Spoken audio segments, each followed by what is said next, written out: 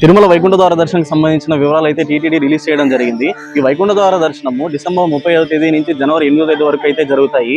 మొదటి 3 రోజులు అంటే డిసెంబర్ 30, 31, జనవరి 1వ తేదీ వరకు లక్కీ డిప్ ద్వారా సెలెక్ట్ అయిన భక్తులకు మాత్రమే దర్శనం అనేది కల్పించనున్నారు. ఈ 3 రోజులు 300 రూపాయల దర్శనాలు కానీ, విఐపి దర్శనాలు కానీ, ప్రివిలేజ్ దర్శనాలు కానీ, శ్రీవాణి ట్రస్ట్ దర్శనాలు కానీ ఏవి ఉండవు. ఈ లక్కీ డిప్ కోసం అప్లై చేసుకోవడానికి ఆన్లైన్ లో నవంబర్ 27వ తేదీ నుంచి డిసెంబర్ 1వ తేదీ వరకు అయితే రిలీజ్ చేయనున్నారు. డిసెంబర్ 2వ తేదీ సెలెక్ట్ అయిన భక్తులకు మెసేజ్ కానీ, మెయిల్ కానీ టీటీడీ నుంచి వెళ్తుంది. జనవరి 2వ తేదీ నుంచి 8వ తేదీ వరకు టీటీడీ అనేది విఐపి దర్శనాలు అంటే 300 రూపాయల దర్శనాలు రోజుకి 15,000 చొప్పున, అదే విధంగా శ్రీవాణి ట్రస్ట్ దర్శనాలు రోజుకి 1000 టికెట్లు అనేది రిలీజ్ చేస్తుంది. మరియు ఫ్రీ దర్శనానికి సంబంధించిన టోకెన్లు కూడా ఆఫ్లైన్ కౌంటర్స్ అనేది ఓపెన్ చేయడం జరుగుతుంది.